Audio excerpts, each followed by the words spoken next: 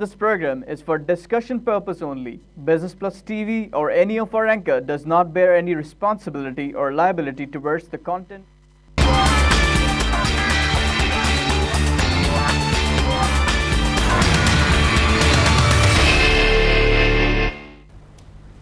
बिस्मिल्लाहिर्रहमानिर्रहीम, अस्सलाम वालेकुम नाजरीन। Programme Live Wire in Focus में मैं हूं आपका मेज़बान डॉक्टर अतहर अहमद।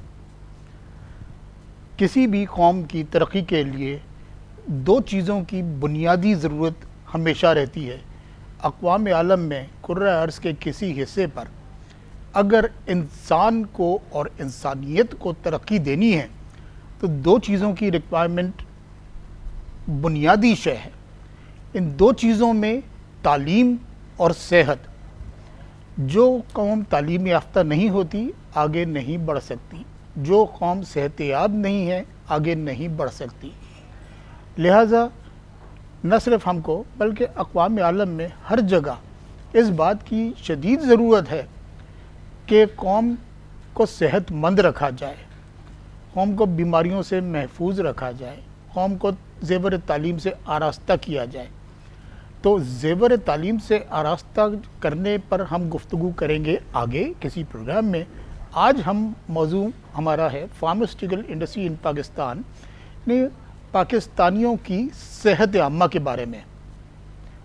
आज हम जिस मौजू पर गुफ्तगू करेंगे वो है pharmaceutical industry in Pakistan. Pakistan में कोई लगभग 700 कंपनीज काम कर रही हैं। इन 700 में 25 कंपनीज मल्टीनेशनल हैं और ये तो हम आगे जाकर पूछेंगे कि इन 25 जितनी कंपनीज बाहर की हैं या जितनी कंपनीज पाकिस्तान में हैं, इनमें से पाकिस्तानी ज़रूरियात कितना फ़ीसद पूरी होती हैं और कितना हमें दरामदात पर इन्हिसार करना होता है। पाकिस्तान से अद्वियात की बरामदात तकरीबन ना होने के बराबर हैं। 1% छोड़े, 0.5% भी नहीं, 1/4% भी नहीं, 0.22% हमारा बरामदात में अद्वियात का शेयर है। $20 20 मिलियन की हम बरामदात करते हैं फार्मास्यूटिकल प्रोडक्ट्स पर। 40 ममालिक हमसे अद्वियात खरीदती हैं जिसमें USA, UK भी शामिल हैं। और इसके बावजूद भी 11% ग्रोथ ये सेक्टर देख रहा है और जो कि बैनुल अक़वामी अगर तनाज़ुर में देखा जाए तो बुरा नहीं है। लेकिन इसके बावजूद क्यों नहीं ये सेक्टर तरक्की कर रहा, क्यों नहीं ये सेक्टर अपने एक्सपोर्ट के शेयर में इजाफा कर रहा है, ये बातें जानने के लिए आज हमने जिस शख्सियत को यहाँ ज़हमत दी है आपका तारुफ कराते चलें। आज हमारे साथ मौजूद हैं जनाब राना असफ़र ज़फ़र साहब। राना असफ़र ज़फ़र साहब जनरल मैनेजर हैं novo Nordisk pharma park private limited के। सर बहुत बहुत शुक्रिया आपकी तशरीफ़ आवरी का। और यकीनन हम और कैमरे के तवज्जुह से देखने वाले नाजरीन आपकी मालूमात से फैज़याब होंगे। बहुत शुक्रिया सर। एक चीज़ तो मैं आपसे सबसे पहले ये पूछना चाहूँगा कि आपकी कंपनी का नाम नोवो नॉर्डिस्क से हमेशा सबसे पहले एक चीज़ जहन में आती है, वो ये है डायबिटिक्स। जी बिल्कुल, कि आप लोग गालिबन इंसुलिन प्रोड्यूस करते हैं, इंपोर्ट करते हैं। बहरहाल आपकी कंपनी इंसुलिन के नाम से जानी पहचानी जाती है। एक चीज़ बहुत देखने में आ रही है कि ये डायबिटिक्स का मर्ज़ जो है पाकिस्तान में बड़ी तेज़ी से फैल रहा है। पहले तो हम ये देखते थे कि उम्र बढ़ जाए, हमारी उम्र के हो जाए, तब कहीं चांस होता है कि ये डायबिटिक्स का पेशेंट हो जाए। आजकल स्कूल गोइंग बच्चे डायबिटिक्स का पेशेंट हैं। छोटे बच्चे, प्राइमरी स्कूल के बच्चे इवन इंसुलिन पर भी हमने देखे हैं। तो मैं ये मालूम करना चाहूँगा आपसे कि देखिए, सारी फार्मास्यूटिकल कंपनीज़ का एक शोबा होता है CSR, कॉर्पोरेट सोशल रिस्पॉन्सिबिलिटी। तो आप लोग इसकी आगाही के लिए, इसके बचाव के लिए कोई मुहिम चलाते हैं आप लोग? जी पहले बहुत शुक्रिया आपका इनवाइट करने का और आपने बड़ी अच्छी ओपनिंग की है। मैं उससे शुरू करता हूँ। जी बिल्कुल। कि किसी भी कौम के लिए सेहत और तालीम बहुत ज़रूरी है। बिल्कुल।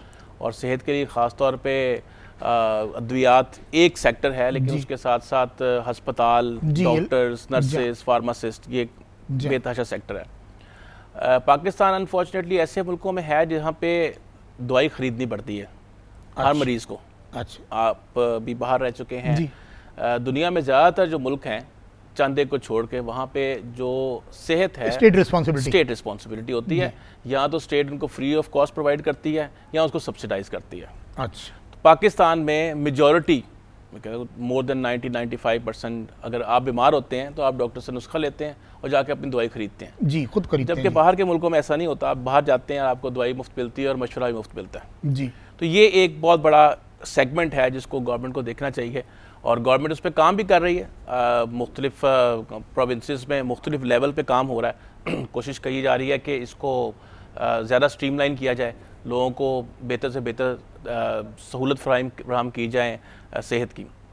जहाँ तक आपका सवाल का ताल्लुक है हमारी कंपनी का, नोवो नॉर्डिस्क 1923 में से ये कंपनी है और गुज़िश्ता 90 साल से एक ही हमारी स्पेशलाइजेशन है, वो डायबिटीज़ है। अच्छा। और ये 1923 से ये डायबिटीज़ में ख़ासतौर पे इंसुलिन अगर आप बात करते हैं जी, तो हम तकरीबन दुनिया की 50% ऑफ डिमांड पूरी करते हैं इंसुलिन की। अच्छा, 50% of entire world of insulin demand is now being done completed by novo Nordisk. So you can imagine कि कितना बड़ा स्केल है। 120 कंट्रीज़ में हम ऑपरेट करते हैं और तकरीबन 40,000 से ज़्यादा लोग यहाँ पे काम करते हैं। हेडक्वार्टर हमारा डेनमार्क में है। ये कंपनी डायबिटीज़ में स्पेशलाइज करती है और हम यही कहते हैं कि डायबिटीज़ में जो भी दुनिया में काम होता है, जो कुछ होता है, तो we are the pioneer in these things. जहाँ तक आपका सवाल का ताल्लुक है कि डायबिटीज़ फैल रही है, छोटे बच्चों को भी हो रही है और ये बहुत अनफॉर्चुनेट है। पाकिस्तान में तकरीबन 7 मिलियन 70 लाख से ज़्यादा लोग ऐसे हैं जिनको डायबिटीज़ है और जो अदादो शुमार ये कहते हैं कि उसमें से आधे लोगों को पता ही नहीं इनको डायबिटीज़ है। अच्छा। और जिनको पता है उसमें से आधे लोग ऐसे हैं जिनको पता ही नहीं लगता कि उनको अब डायबिटीज़ हुई है, उनको ट्रीटमेंट क्या करनी है। अगर मैं एक रफ एस्टिमेट लूँ कि उस 70 लाख लोगों में से मे बी 4 या 5 ऐसे लाख लोग ऐसे हैं जिनको सही तरीके से ट्रीटमेंट मिल रही है या उनको इलाज उनका हो रहा है। तो एक बहुत बड़ा वास्ट वैक्यूम है यहाँ पे जहाँ पे डायबिटीज़ की अवेयरनेस और एजुकेशन बहुत ज़रूरी है। जो आपने CSR की बात की है उसमें थोड़ा सा मैं बैकग्राउंड अगर डायबिटीज़ का बताऊँ आपको कि डायबिटीज़ एक ऐसा मर्ज़ है जिसमें आपको ये नहीं कोई पता लगेगा कि आपको मसला है जी। जब तक आपके कोई आंख ख़राब या गुर्दे ख़राब या दिल ख़राब होता है तो उस वक्त लोगों को पता लगता है कि डायबिटीज़ है और उस वक्त काफ़ी लेट हो चुका होता है। जिस तरह ब्लड प्रेशर है इसी तरह डायबिटीज़ है, तो कोई साइन एंड सिम्टम्स नहीं होते कि मुझे डायबिटीज़ हुई हुई है। इसके लिए बहुत ज़रूरी है कि आप इसकी अवेयरनेस क्रिएट की जाए कि उसके बहुत सिंपल तरीके हैं कि अगर आपका वज़न बढ़ा हुआ है, आपकी वेस्ट बढ़ी हुई है, आप सिंपल एक टेस्ट करवाते हैं शुगर का, उससे पता लग जाता है कि आपको शुगर है या नहीं है। 3-4 चीज़ें इसमें बहुत ज़रूरी हैं। डॉक्टर, मीडिया या अवेयरनेस जो भी कह सकते हैं, एजुकेशन, ठीक है ना, और बाद में दवाई। तो 3-4 चीज़ें मिलके ये डायबिटीज़ का इलाज करती हैं। नोवो नॉर्डिस्क पाकिस्तान में बहुत ज़्यादा अवेयरनेस पे काम करती है। हमने 2014 में गवर्नमेंट ऑफ पाकिस्तान के साथ मिलके एक बहुत बड़ा अवेयरनेस प्रोग्राम किया था इस्लामाबाद में, जहाँ पे हमारे CEO भी आए थे। उसका ऑब्जेक्टिव ये था कि इसकी पॉलिसीज़ पे और गाइडलाइन पे काम किया जा सके। और अवेयरनेस के लिए हमारे पास एक बहुत बड़ा ग्रुप है जिसको डायबिटीज़ एजुकेटर्स कहते हैं। एजुकेटर्स जो होते हैं वो डॉक्टर्स की क्लिनिक में बैठ के पेशेंट्स को एजुकेट करते हैं, अवेयरनेस क्रिएट करते हैं।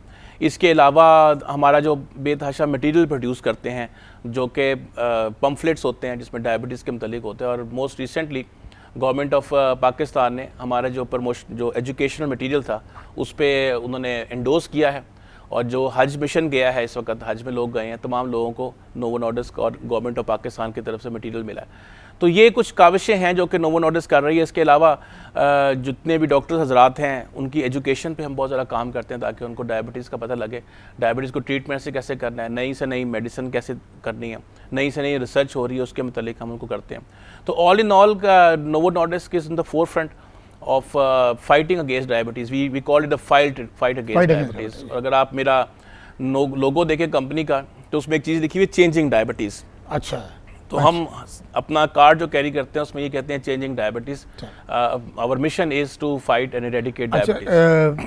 ठीक है, बहुत अच्छा काम है। असफर साहब, अगर मैं ये मालूम करना चाहूँ कि मैं एक आपकी कंपनी की इस वक्त बात नहीं कर रहा, मैं ओवरऑल पाकिस्तान में अद्वियात साजी की सनत पर बात कर रहा हूँ। राइट। वो अद्वियात जो यहाँ पर मैन्युफैक्चर होती हैं, तो are you satisfied with manufacturing process जो यहाँ पर अडॉप्ट किया जा रहा है?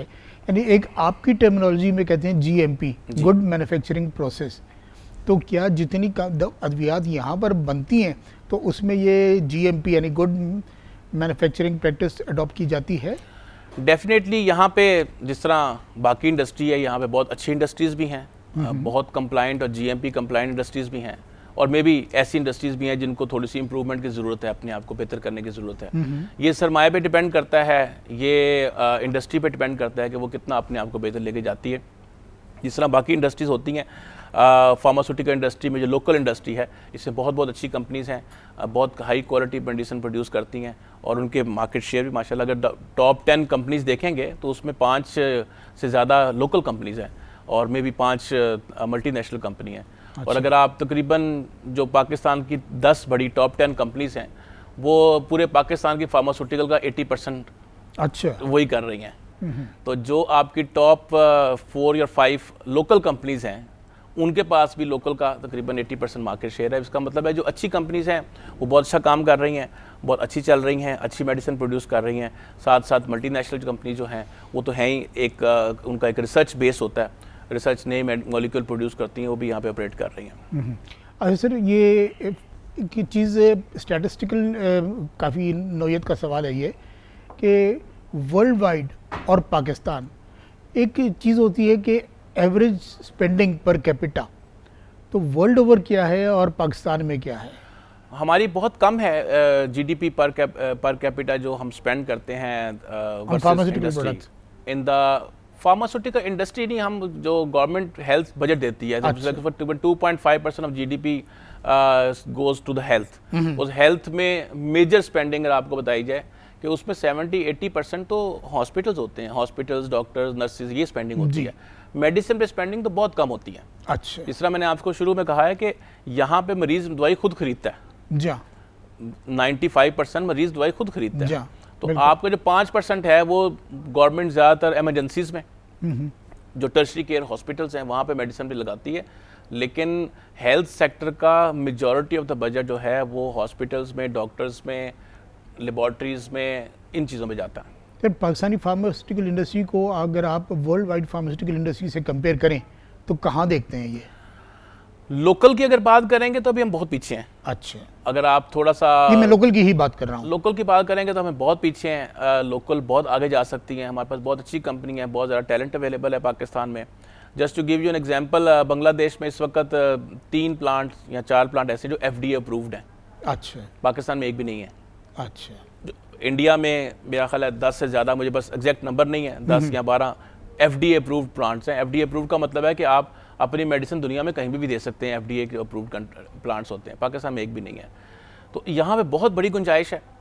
और गुंजाइश क्यों है? पाकिस्तान दुनिया का 6वां बड़ा मुल्क है in terms of population. 200 million population आप लेके बैठे हुए हैं। तो 200 मिलियन की पॉपुलेशन को दवाई चाहिए, उन्होंने दवाई खानी, उन्होंने बीमार होना है। बिल्कुल। तो इसलिए आपकी इंडस्ट्री में बहुत बड़ा पोटेंशियल अवेलेबल है, जिसकी वजह से वो बहुत ऊपर जा सकती है। अच्छा, अगर हम जैसे बात कर रहे हैं कि world wide requirement of pharmaceutical products, तो हमारे पास चीज़ें अच्छी हैं, अच्छी क्वालिटी है, टैलेंटेड लोग हैं, लेकिन इंटरनेशनल मार्केट में पाकिस्तान की एक्सपोर्ट का कंट्रीब्यूशन सिर्फ हमारी बरामदात में 0.22% है, and not even quarter percent. तो इसकी फिर क्या इसका पोटेंशियल है और हमारी तरफ से कोई कोताही हो रही है या दुनिया में डिमांड ही नहीं है? डिमांड बहुत ज़्यादा है जी। मैं आपको फिर अपने नेबरिंग कंट्रीज़ की अगर मैं एग्जांपल दूं, इंडिया और बांग्लादेश की, जी, बहुत ज़्यादा एक्सपोर्ट कर रहे हैं वो। इंडिया बेतहाशा एक्सपोर्ट करता है, बांग्लादेश पाकिस्तान ज़्यादा एक्सपोर्ट करता है। जी। पाकिस्तान की एक्सपोर्ट बहुत कम इसलिए है, जिस तरह मैंने आपको बताया कि FDA अप्रूव्ड प्लांट्स नहीं है। अच्छा। उन प्लांट्स को लगाने के लिए इन्वेस्टमेंट चाहिए और ऐसा इन्वायरमेंट चाहिए जहाँ पे आपकी इन्वेस्टमेंट, रिटर्न ऑफ इन्वेस्टमेंट मिल सके। अगर आप बिजनेसमैन है, अगर आपने फार्मास्यूटिकल प्लांट लगाना है तो उस प्लांट लगाने के लिए आपको एक तो इन्वेस्टमेंट चाहिए। इन्वेस्टमेंट भी अगर आपके पास है, लेकिन उसके लिए आपको वो इन्वायरमेंट चाहिए, वहाँ वो पॉलिसीज चाहिए जहाँ पे आप थ्राइव कर सकें। बिल्कुल। ह्यूमन रिसोर्स की पाकिस्तान में कमी नहीं है। We have very very good people in Pakistan, very talented people, pharmacist, doctors, chemist and all those people. लेकिन उसके लिए वो इन्वायरमेंट आपको क्रिएट करना पड़ता है जिसकी वजह से लोकल इंडस्ट्री थ्राइव कर सके। अच्छा असफर साहब, अगर हम ये बात करें कि इसके लिए आपके पास FDA अप्रूव नहीं है, तो और फिर इन्वेस्ट की बात करें, इन्वेस्टमेंट की आप फार्मास्यूटिकल सेक्टर में, देखिए एक तरफ तो अब जैसे टेक्सटाइल सेक्टर है, तो उनके पास एक टर्मिनोलॉजी होती है BMR, balancing modernisation and replacements, के टेक्सटाइल की प्रोडक्शन को अपग्रेड करने के लिए, क्वालिटी के इम्प्रूवमेंट के लिए जो मशीनरी दरामद की जाती है उस पर ड्यूटी में कंसेशन होता है, रिबेट होती है। तो सेहत जैसी बुनियादी ज़रूरत, देखिए टेक्सटाइल की रिक्वायरमेंट सेहत के बाद है, सेहतमंद रहेगा तो फिर टेक्सटाइल लेगा वो। जी। तो पहली बुनियादी ज़रूरत तो सेहत है। तो सेहत के लिए अगर आप किसी इन्वेस्टमेंट करें और उसको अपग्रेड करने के लिए मशीनरी दरामद करें, तो क्या कोई इस तरह की छूट इस सेक्टर में है? देखें, जिस तरह मैंने आपको पहले कहा है कि पोटेंशियल बहुत तहाशा है, बहुत आगे जा सकते हैं, लेकिन आप में भी ये पूछ सकते हैं कि ये क्यों हम मटीरियलाइज नहीं कर रहे पोटेंशियल। जी, मटीरियलाइज नहीं कर रहे कि इन्वायरमेंट, और इन्वायरमेंट क्या है? पॉलिसीज़। गवर्नमेंट की पॉलिसीज़ टुवर्ड फार्मास्यूटिकल इंडस्ट्री वो बहुत अच्छी होनी चाहिए, हैं अच्छी, लेकिन I think there is lot of room for improvement. अगर वो पॉलिसीज़ बेहतर होंगी, ड्रग्स की जो आपने फॉर एग्जांपल, जिस तरह फार्मास्यूटिकल इंडस्ट्री जो है ना वो बड़ी कंट्रोल्ड इंडस्ट्री है। अब अगर आप टेक्सटाइल की बात कह रहे हैं, तो आज अगर आप एक जाते हैं अपनी बेगम को सूट दिलवाते हैं 3000 रुपये का, अगले साल वो 4000 का हो जाता है जी, उसके बाद अगर आप वो 5000 का हो जाता है। बिल्कुल। हर साल बेतहाशा लोन आती हैं और हर साल उनकी प्राइस महंगी होती है। फार्मास्यूटिकल ऐसा नहीं कर सकता। अच्छा, फार्मास्यूटिकल में हर चीज़ कंट्रोल्ड है। एक जो दवाई आप बेच रहे हैं उसकी कीमत बढ़ाने के लिए आपको एक अप्रूवल लेनी पड़ती है, और उस कीमत को तयन करने के लिए एक मुख्तलिफ तरीक़ेकार हैं। और सबसे बेहतर तरीका ये होता है कि आप रीजन की कीमत देखते हैं कि बांग्लादेश में अगर वो चीज़ बिक रही है वो कितने की बिक रही है, और अगर इंडिया में बिक रही है तो कितने की बिक रही है। पाकिस्तान में इतनी होनी चाहिए। एक पॉलिसी अवेलेबल है पाकिस्तान में इस चीज़ को डिटर्मिन करने के लिए, लेकिन उसकी फिर इम्प्लीमेंटेशन की बात आ जाती है। तो पॉलिसीज़ अगर गवर्नमेंट की towards pharmaceutical sectors, local pharmaceutical sectors and even multinational pharmaceutical sector, वो उस पर बहुत ज़्यादा तवज्जो देगी, ऐसी पॉलिसीज़ बनाएगी जिसमें नई फैक्ट्रीज लग सकें, और जो फैक्ट्रीज अब एग्जिस्टिंग हैं वो अपग्रेड हो सकें, तो फिर ऑटोमेटिकली हर चीज़ चल पड़ेगी। सर, पाकिस्तान के से अद्वियात की जो बरामदात हैं जी, इनका डायरेक्शन किस तरफ है? इसलिए कि जब आप फार्मास्यूटिकल प्रोडक्ट्स की एक्सपोर्ट को देखते हैं तो गिनती के चंद तरक्की पजीर ममालिक हैं। कोई बड़ा मुल्क या कोई तरक्की याफ्ता मुल्क हमें नज़र नहीं आया है जो पाकिस्तान से अद्वियात लेता हो। बड़ा माइनर सा एक जाता है UK, USA, लेकिन ये श्रीलंका और अफ्रीकन कंट्रीज़ नज़र आती हैं जो काफ़ी इसमें पीछे हैं तरक्की की दौड़ में। तो सिर्फ क्या यही ममालिक पाकिस्तान का मुकद्दर है? देखिए वही बात है ना कि अगर पाकिस्तान में जो चीज़ प्रोड्यूस हो रही है वो बहुत अच्छी होगी, वर्ल्ड क्लास चीज़ होगी, ठीक है, तो उसकी डिमांड तो ऑटोमेटिकली हर जगह हो सकती है। तो वर्ल्ड क्लास क्यों नहीं हो रही? इसलिए नहीं हो रही कि उस इंडस्ट्री में इन्वेस्टमेंट नहीं हो रही। अगर आप कहते हैं टेक्सटाइल इंडस्ट्री में बेतहाशा इन्वेस्टमेंट है जी, क्योंकि एक्सपोर्ट का पोटेंशियल है, लोगों का पोटेंशियल है। इस इंडस्ट्री में इन्वेस्टमेंट नहीं हो रही। इन्वेस्टमेंट क्यों नहीं हो रही?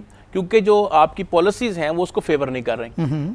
पॉलिसीज़ को फेवर करेंगी तो ऑटोमेटिकली इन्वेस्टमेंट ज़्यादा हो जाएगी। इन्वेस्टमेंट ज़्यादा हो जाएगी तो क्वालिटी प्रोड्यूस होगी और डेफिनेटली डिमांड ज़्यादा हो जाएगी। सर, सबसे ज़्यादा हम सुनते हैं कि जो मुख्तलिफ इदारों की, अब जैसे मीडिया का होता है, पेमरा है, Pakistan electronic media regulatory authority, तो वो जो भी होगा होता है, लेकिन आपका एक इदारा है जो drug regulatory authority of Pakistan कहलाता है, ड्रैप। कभी आप लोगों की उनसे बनी नहीं, क्या वजह है इसकी? बनने की बात नहीं होती, there is always a two way communication.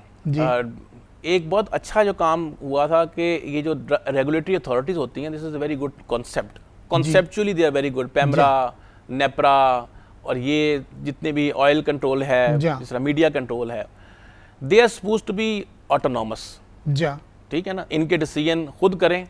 और ये जहाँ पे जो CEO बैठे होते हैं, पाकिस्तान के मफाद को देखते हुए, चीज़ों को देखते हुए खुद डिसीजन करें।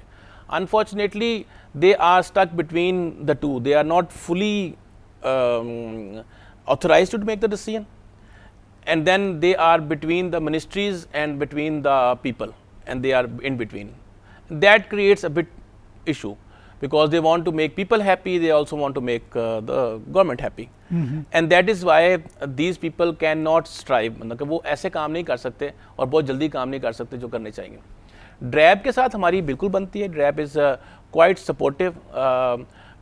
जब से नई मिनिस्टर आई हैं, she is doing a lot, but at the same time जो टू वे कम्युनिकेशन तो चल रही है, वो भी कोशिश करते हैं, फार्मास्यूटिकल इंडस्ट्री भी कोशिश करती है, एक हम कॉन्सेंसस पे पहुंचते हैं, लेकिन कुछ ऐसे वजूहात हैं जिसकी वजह से जाके वो इम्प्लीमेंटेशन फेज पे रुक जाती है। वही कौन सी वजूहात हैं सर ये रुक जाती वो भी अगर चीज़ ठीक हो रही है, मतलब अगर ड्रैब में अगर आप देखें सबसे बड़ा मसला था कैपेसिटी का जी 700 कंपनी हैं जी आपके पास कैपेसिटी नहीं है। कैपेसिटी का मतलब है ह्यूमन रिसोर्स कैपेसिटी नहीं है। अभी मोस्ट रिसेंटली इन्होंने तकरीबन 90 पीपल हायर किए हैं जो कि उनकी कैपेसिटी बिल्डिंग पे काम कर रहे हैं। हम चाहते हैं कि फार्मास्यूटिकल इंडस्ट्री से भी हेल्प लें। We are ready to help DRAP. उनको कैपेसिटी बिल्डिंग में अगर उनको ट्रेनिंग्स चाहिए, उनको GMPs की पॉलिसीज़ चाहिए, तो we can provide them the global guidelines, global best practices. तो ड्रैप में आपकी कंपनीज की कोई नुमाइंदगी होती है? ड्रैप में या सिर्फ ये सरकारी इदारा है? नहीं, सरकारी, वही मैं कह रहा हूँ ना कि ये सरकारी भी नहीं है और ये प्राइवेट भी नहीं है। ये ऑटोनॉमस बॉडी है। ये ऑटोनॉमस बॉडी होनी चाहिए, लेकिन है होनी कुछ चाहिए। नहीं। हाँ, है क्या लेकिन? ये इन बिटवीन द टू है। अच्छा। somehow they are not private, they are not autonomous, but they are also under the government.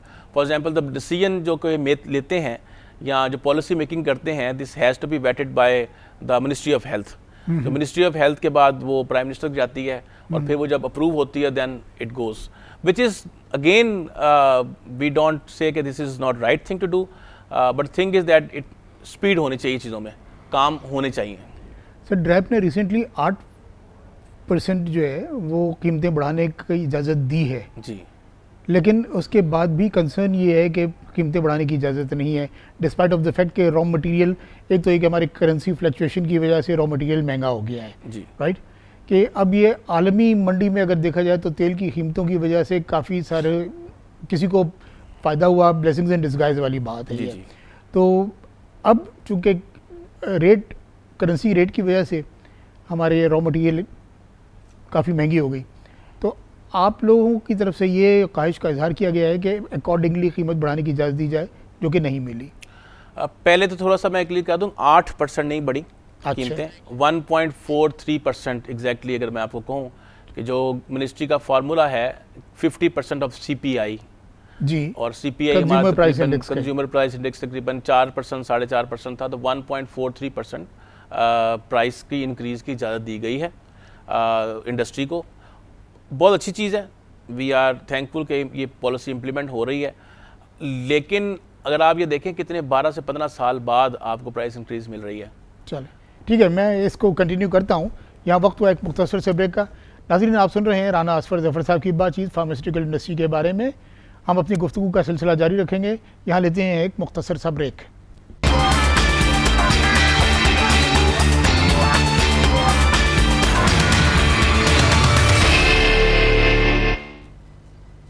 नाज़रीन, programme Live Wire in Focus में दोबारा खुशामदीद।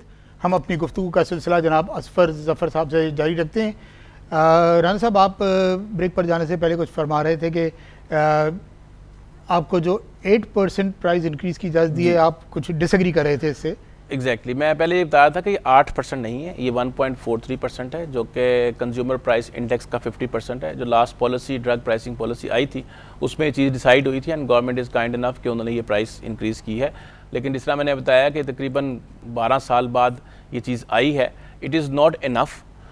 देर बहुत ज़्यादा ऐसे प्रोडक्ट्स हैं इस वक्त पाकिस्तान में जो कि मैन्युफैक्चर करना बहुत मुश्किल हो गया है, क्योंकि उनकी प्राइसेस इतनी कम हो चुकी हुई हैं कि वो कमर्शियली फिजिबल नहीं रही। इसीलिए अगर आप बाज़ औक़ात सुनते हैं कि मार्केट में किसी प्रोडक्ट की शॉर्टेज हो गई है या अवेलेबल नहीं है, उसकी रीज़न ये होती है कि वो मैन्युफैक्चरर के लिए बहुत मुश्किल है बनाना। ज़्यादातर लोग ब्लेम करते हैं मल्टीनेशनल्स को, मल्टीनेशनल की कीमतें ज़्यादा हैं। ऐसा बात नहीं है, लोकल और मल्टीनेशनल इस चीज़ पे बिल्कुल साथ हैं कि कीमतें पाकिस्तान में बहुत कम हैं। और मैं आपको एक एग्जांपल देता हूं कि पाकिस्तान की जो मेडिसिन की कीमत है वो इंडिया और बांग्लादेश से कम से कम 30-40% कम है। अच्छा, वेरी कर सकता है, मैं कोई एग्जैक्ट फिगर नहीं देता, लेकिन इंडिया में जो दवाई, मैं अगर अपनी मेडिसिन की बात करता हूँ, जो इंडिया में हम बेचते हैं वो तकरीबन 20% ज़्यादा कीमत से बेचते हैं, पाकिस्तान में 20% कम बेचते हैं। बांग्लादेश में शायद 30% ज़्यादा बेचते हैं, हम यहाँ पे कम बेचते हैं। तो आप खुद इमेजिन करें कि अगर आप इंडस्ट्रियलिस्ट हैं या बिजनेसमैन हैं, तो आपको कहाँ पे फ़ायदा है? वहाँ पे फ़ायदा है जहाँ पे आपको कीमत ज़्यादा मिल रही है जी। और जो कीमत जब से आप प्रॉफिट लेते हैं वो दोबारा री इन्वेस्ट करते हैं। री इन्वेस्ट कहाँ करते हैं? फैक्ट्री बनाने में करते हैं, रिसर्च में करते हैं। तो ये एक डिलेमा है जिस पे हम हमारी जो एसोसिएशन है फार्मा ब्यूरो और पाकिस्तान फार्मास्यूटिकल मैन्युफैक्चर एसोसिएशन, ये तमाम लोग काफ़ी देर से इसको ड्रैब पे एंगेज कर रहे हैं कि इस चीज़ को हल किया जाए। ड्रैब काफ़ी सुन रहा है, चीज़ें बेहतरी की तरफ जा रही हैं, प्राइसिंग पॉलिसी बनी है, रेगुलेटरी पॉलिसी बनी है, रजिस्ट्रेशन पॉलिसीज़ पे काम हो रहा है, लेकिन अभी बहुत बड़ा गैप है जो कि हमने कवर करना है, जिसमें सबसे बड़ा गैप है पॉलिसी मेकिंग का है। अच्छा। अगर पॉलिसी सही बन जाए, ठीक है, तो फिर चलना बहुत आसान होता है।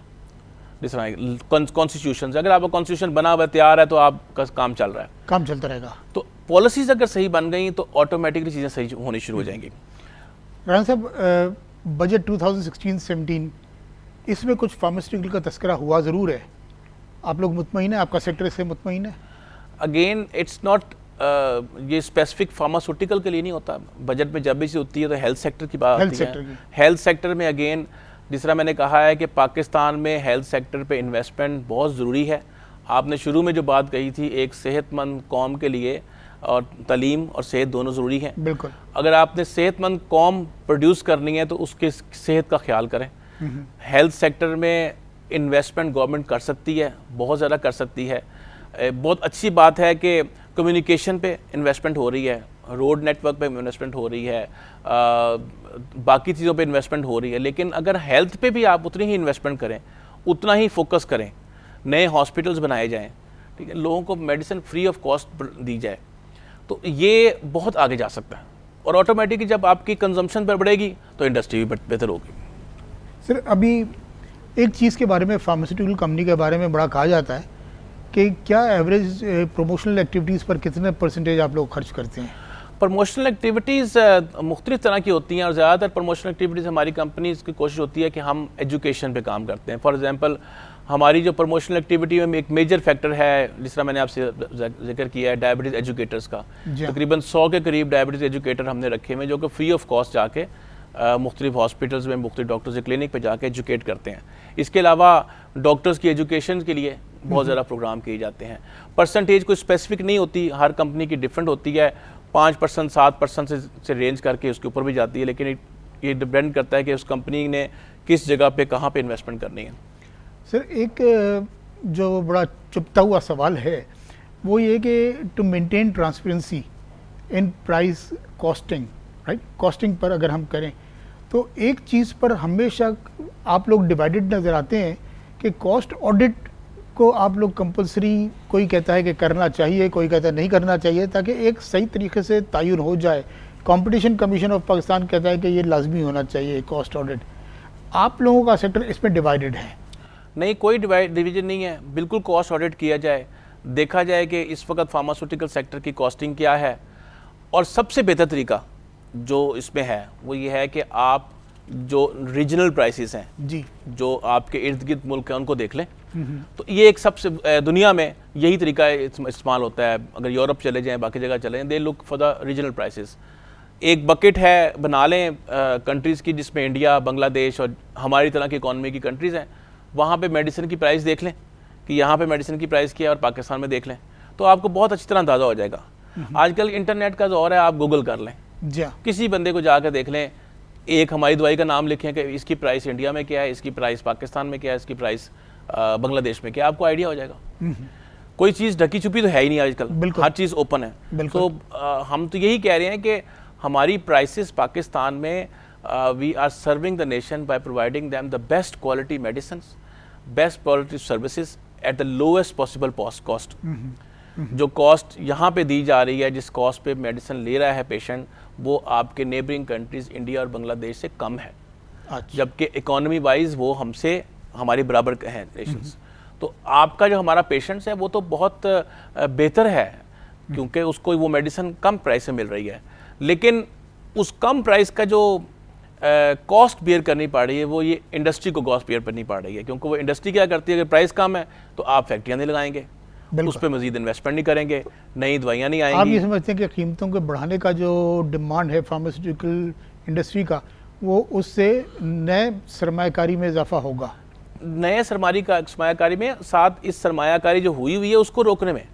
आपको पता होगा कि 30-35 से ज़्यादा मल्टीनेशनल कंपनीज थी अब सिर्फ 25 रह गई हैं जी, वाइंड अप कर गई हैं। वाइंड अप कर गई हैं। क्यों वाइंड अप कर गई हैं? इसलिए वाइंड अप कर गई हैं कि यहाँ पे वो एनवायरनमेंट नहीं देखते कि जहाँ पे जाकर इन्वेस्टमेंट कर सकें। अगर आप अभी लोकल कंपनीज की बात करते हैं, वो क्यों FDA अप्रूव्ड प्लांट नहीं लगाती? क्योंकि यहाँ पे वो इन्वेस्ट करेंगी तो उनको रिटर्न नहीं मिलता। तो all this investment basically is for the patients. अगर आप इन्वेस्ट करेंगे, पेशेंट को अच्छी सी दवाई मिलेगी, पाकिस्तान में उसको मिलेगी, पाकिस्तान की बनी हुई मिल जाएगी, मल्टीनेशनल आएंगी, मल्टीनेशनल आके और इन्वेस्टमेंट करेंगी और आपको और फ़ायदा होगा। दूसरी जो सबसे बड़ी बात है कि जो आपका ह्यूमन रिसोर्स है जी, वो डेवलप होगा।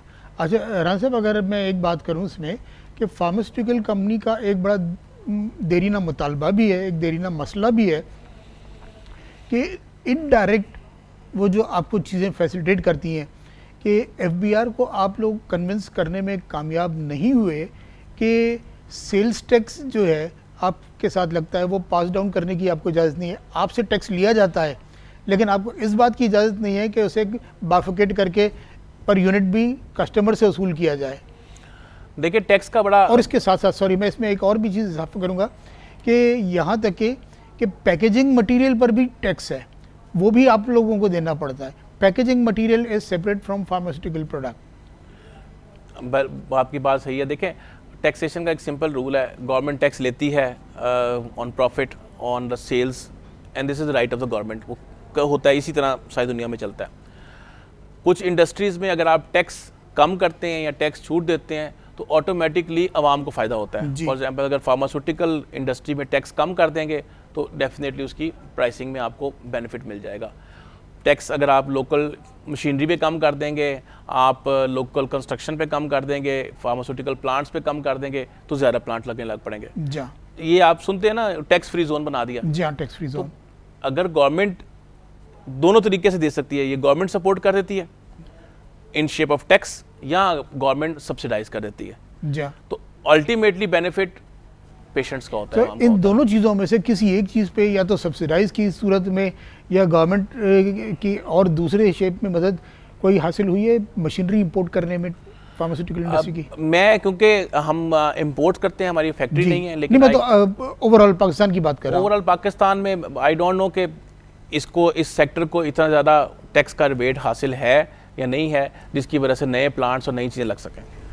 अच्छा, एक चीज़ जो फार्मास्यूटिकल इंडस्ट्री का बड़ा तुर्रा इम्तियाज़ है, होना चाहिए, अब मुझे नहीं पता कि पाकिस्तान में कितना होता है, कि अब जैसे एक्सपोर्टर्स हैं किसी भी चीज़ के, तो वो एक्सपोर्टर्स के साथ ये होता है कि आप जितना भी एक्सपोर्ट करते हैं उसका 0.25% जो है वो गवर्नमेंट के ट्रेजरी में जाता है एज एक्सपोर्ट डेवलपमेंट फ़ंड या एक्सपोर्ट मार्केटिंग डेवलपमेंट फ़ंड, ताकि बरामदात फ़रोग़ बरामदात की काविशों में इस्तेमाल किया जाए।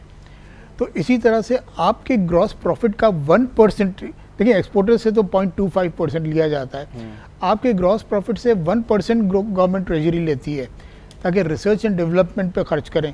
तो आपका ग्रॉस प्रॉफिट का 1% अगर ओवरऑल देखा जाए तो बहुत ज़्यादा है। तो गवर्नमेंट को आप 1% ऑफ योर ग्रॉस प्रॉफिट दे रहे हैं फॉर रिसर्च एंड डेवलपमेंट के लिए, तो क्या रिसर्च एंड डेवलपमेंट की आपको इतनी फैसिलिटी मिल रही है या गवर्नमेंट कुछ कर रही है इस सिलसिले में? आप मुतमईन है इसकी स्पेंडिंग से? अगेन दिस इज़ अनफॉर्चुनेट कि जो फंडिंग फार्मास्यूटिकल इंडस्ट्री से गवर्नमेंट को मिल रही है या जो अवेलेबल है उसको सही तरीके से इस्तेमाल नहीं किया जा रहा, बल्कि मेरा ख्याल है इस्तेमाल ही नहीं किया जा रहा। उसका बहुत आसान है ब्लेम करना किसी को कि इसने ये नहीं किया, इसने वो नहीं किया। उसका हल क्या है? हल अगर इदारे स्ट्रांग होंगे, ड्रैब स्ट्रांग हो जाएगा तो ऑटोमेटिकली ये जो फंडिंग है वो भी इस्तेमाल करेगा रिसर्च के ऊपर। हमें एज एन इंडस्ट्री, क्योंकि हम सबसे बड़े स्टेक होल्डर हैं ड्रैब के साथ, और ड्रैब इन दोनों को मिलकर काम करना है ताकि ये पॉलिसी बिल्डिंग बेहतर हो सके और साथ साथ उस पॉलिसीज़ की इम्प्लीमेंटेशन बेहतर हो सके। जब पॉलिसीज़ बनेंगी, उसकी इम्प्लीमेंटेशन बेहतर होगी, सब कुछ ठीक हो जाएगा। लेकिन अनफॉर्चुनेटली इस वक्त उस फंडिंग का जो आपने क्वेश्चन किया है उसका भी कुछ नहीं, वी डोंट नो कि उसका क्या हो रहा है। एक रिसर्च एंड डेवलपमेंट एक बहुत बड़ा सेक्टर है जो पाकिस्तान में मिसिंग है। जितने भी नई दवाइयाँ बनती हैं उनके ट्रायल्स होते हैं, क्लिनिकल ट्रायल्स होते हैं। सारी दुनिया में तकरीबन ज़्यादातर कंट्रीज़ में क्लिनिकल ट्रायल्स होते हैं, पाकिस्तान में भी होते थे एक ज़माने में, बहुत ज़्यादा होते थे। क्लिनिकल ट्रायल्स ये होता है कि बाहर से फंडिंग आती है जी, आपको नई रिसर्च मिलती है, ह्यूमन रिसोर्स ट्रेंड होता है और फंडिंग आती है। लेकिन चूंकि इंडस्ट्री खुद अपने चक्कर में लगी हुई है सर्वाइवल के, इसीलिए आपके पास यहाँ पे क्लिनिकल ट्रायल्स और क्लिनिकल रिसर्च की फ्रंट फैसिलिटीज़ बहुत कम है। सर इंटरनेशनल अगर हम एनवायरनमेंट पर नज़र डालें तो एक मार्केटिंग में बड़ा इम्पोर्टेंट चीज़ पढ़ाई जाती है कि just to prepare yourself for coming problems, या मतलब हर तरीके की चीज़ें। अब जैसे गल्फ़ में जो हमारे पाकिस्तान का लेबर काम करता है, mostly they suffer from psychological disorders, right. Family अपने गांव में है, वो अकेले हैं वहाँ पर, और कोई पता नहीं है कि कब जाना है, कफील के पास पासपोर्ट रखा हुआ है, कोई पता नहीं होता। तो वो अपनी फैमिली की याद में इतने मगन होते हैं कि वो फिज़िकल उनके मुंह पे चीज़ें आ जाती हैं, राइट। अब 10 दिन बाद बकरा ईद है, बकरा ईद में लोग गोश्त खाएंगे, गाय का गोश्त खाएंगे, ऊँट का गोश्त खाएंगे, बकरे का गोश्त, और एक नॉर्मल इनटेक ज़्यादा रहेगा उनका as compare to other normal days. तो ब्लड प्रेशर का बढ़ना एक कॉमन फैक्टर रहेगा। तो क्या फार्मास्यूटिकल कंपनीज की कोई इस तरह की रिसर्च, देखिए ये मार्केटिंग वालों की तो ये रिसर्च है, राइट, कि इन दिनों ये चीज़ होगी, इन दिनों ये चीज़ होगी, राइट। तो अब अगर हम ये कहें कि ब्लड प्रेशर का प्रॉब्लम होगा 20 दिन बाद से या 10 दिन बाद से, कि लोग गोश्त खाना शुरू हो जाएंगे और तादाद ज़्यादा होगी, तो क्या फार्मास्यूटिकल कंपनी की कोई इस तरह की रिसर्च या कोई तैयारी होती है? नहीं, मैं इस बारे में कोई एक्सपर्ट नहीं हूँ। मेरा इस बारे में कोई ऐसी चीज़ भी नहीं है कि मैं बता सकूं कि क्या हो सकता है क्या नहीं हो सकता। लेकिन एक चीज़ जो हम सब बीइंग मुसलमान हमने जो सीखी है और जो हमारी तालीम भी है हज़रत सल्लल्लाहु अलैहि वसल्लम की, कि आप अगर मुतदिल तरीके से चलेंगे तो यही सबसे बेहतर इताअत है। ना आपको ज़्यादा करें ना कम करें, मियाना रवैया अख्तियार करेंगे खाने में भी और हर चीज़ में भी, तो कोई मसला नहीं होगा। कोई मसला नहीं। सिर्फ फार्मास्यूटिकल कंपनीज़ को ये जो आपने अभी तस्करा किया, इसके अलावा और क्या क्या चैलेंजेस हैं बढ़ने में? कि जैसे हमने बताया कि मशीनरी पर रिबेट हो और सेल्स टैक्स की बात हो, और आप कह रहे हैं इन्वेस्टमेंट इसलिए नहीं हो रहा कि प्राइस बढ़ाने की इजाज़त नहीं है। तो कुछ अगर समअप में अगर मैं ये सवाल पूछूं कि और क्या क्या चैलेंजेस हैं जो इसमें, स्वॉट एनालिसिस अगर आपके क्या हैं? स्वॉट एनालिसिस अगर आप कहते हैं जिस तरह मार्केटिंग की टर्म में, तो हमारे पास एक बहुत ज़्यादा स्ट्रेंथ है। स्ट्रेंथ हमारी पॉपुलेशन है जी, हमारी ह्यूमन रिसोर्स है। 200 मिलियन की पॉपुलेशन में से अगर मैं सिर्फ डायबिटीज़ की बात करूं तो 7 मिलियन तो डायबिटिक पेशेंट ही हैं जी। इस तरह ब्लड प्रेशर के बेतहाशा पेशेंट हैं, हर जगह का मरीज़ बेतहाशा हैं जिनको मेडिसिन चाहिए, उन्होंने खानी है सर्वाइवल के लिए, ठीक है। स्ट्रेंथ में बात करूं तो पाकिस्तान की ग्रोइंग इकोनॉमी है, ग्रोइंग अवेयरनेस है, मीडिया आपका बहुत ज़्यादा स्ट्रॉन्ग है, ये तमाम चीज़ें स्ट्रेंथ हैं। लेकिन इन तमाम चीज़ों को मिलाना है हमने किससे? पॉलिसीज से और इम्प्लीमेंटेशन से। जो की चैलेंजेस हैं इस वक्त मैं समझता हूँ कि ड्रैब को, फार्मास्यूटिकल इंडस्ट्री को और अदर की स्टेक होल्डर्स को बैठ के जो पॉलिसीज़ एग्री करनी चाहिए, कुछ एग्री हुई हुई हैं, कुछ नहीं एग्री हुई, कुछ ऐसी पॉलिसी हैं जिसमें काफ़ी एक बहस चल रही है जो हम डिफरेंस हैं, उनको अगर आप मिलकर सॉर्ट आउट कर दें और उसको सही कर दें, और सेकंड चीज़ इम्प्लीमेंट कर दें उन चीज़ों को।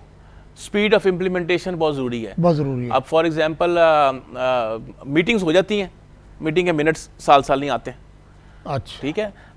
ये चीज़ें बेहतर होनी चाहिए। मैं किसी को ब्लेम नहीं करना चाहता कि उस ड्रैप का कसूर है, फार्मास्यूटिकल इंडस्ट्री का कसूर है। सब लोग इस वक्त पाकिस्तान की बेहतरी के लिए काम करना चाहते हैं, किसी की नीयत पे कोई शक नहीं है। लैक ऑफ कोऑर्डिनेशन है, it's lack of implementation, lack of implementation, lack of resources. और अगर ड्रैब जो है अपनी जिम्मेदारियां पूरी कर रहा है, उसको स्पीड अप कर रहा है, रिसोर्सेज अपस्केल कर रहा है, ये बहुत अच्छी बात है। Pharmaceutical industry on other side हमें भी ये चाहिए कि हम उसको सपोर्ट करें, वो हमें सपोर्ट करेगा। मेन इशू इस वक्त फार्मास्यूटिकल इंडस्ट्री का प्राइसिंग है और रहेगा, क्योंकि प्राइसिंग पिछले 12-15 साल से फ्रीज हुई हुई थी, जिसकी वजह से जो गैप आ गया है वो इतना बड़ा गैप आ गया है कि अगर आपको प्राइस उस दवाई को प्रोड्यूस करना है जो कि बंद हो चुकी हुई है, उसकी प्राइस 20-30% तक नहीं बढ़ेगी तो वो दवाई प्रोड्यूस नहीं हो सकती, कमर्शियली वायबल नहीं होती। और जब 20-30% बढ़ाते हैं उसको प्राइस को, तो क्या होता है, एक शोर पड़ जाता है। अब मीडिया का ये रोल है कि आवाम में अवेयरनेस क्रिएट करे कि यार ये चीज़ अगर नहीं मिलेगी तो अगर आपको बाहर से लेनी पड़ेगी, बाहर से लेंगे तो उससे शायद 50 या 100 गुना कीमत ज़्यादा लेनी पड़े। बिल्कुल। और यही चीज़ अब तमाम स्टेक होल्डर्स को जाननी चाहिए कि अगर प्राइसिंग का मसला हल हो चुका हुआ है, कुछ हो रहा है, उसमें कुछ ऐसी पॉलिसीज़ हैं जिस पे अभी दोनों का इत्तेफाक नहीं है, वो अगर पॉलिसीज़ बेहतर हो जाएं और उनकी इम्प्लीमेंटेशन बेहतर हो जाए तो ये बहुत बेहतर होगा। सर मैं आपसे 30 सेकंड में एक सवाल का जवाब चाहूँगा। श्योर। बरामदात किस तरह बढ़ाई जा सकती हैं अद्वियात की? सिंपल है, आप इंडस्ट्री पे इन्वेस्टमेंट करें, इंडस्ट्री को इन्वायरमेंट प्रोवाइड करें तो आपकी बरामदात बहुत बढ़ सकती हैं। आप किसी सूरत में भी हमारी इंडस्ट्री, लोकल इंडस्ट्री में वो इंडिया या बांग्लादेश से कम पोटेंशियल नहीं है, ये बहुत आगे जा सकती है और इवन मल्टीनेशनल पाकिस्तान में आकर इन्वेस्ट कर सकती हैं अगर यहाँ पे वो इन्वायरमेंट प्रोड्यूस की जाए। बहुत बहुत शुक्रिया। बहुत शुक्रिया बहुत राना असफर साहब, आपकी बातों से काफ़ी हमें आगाही हासिल हुई और मैं समझता हूँ कि इस कैमरे के तवज्जुह से नाजरीन को भी खुसूसन डायबिटिक्स के बारे में तो आगाही ज़रूर हासिल हुई होगी। अपना और अपने आसपास रहने वालों की सेहत का ख़ास तौर पर ख्याल कीजिए। हमारे आज के प्रोग्राम का वक्त खत्म हुआ, इजाज़त चाहते हैं, अल्लाह हाफ़िज़।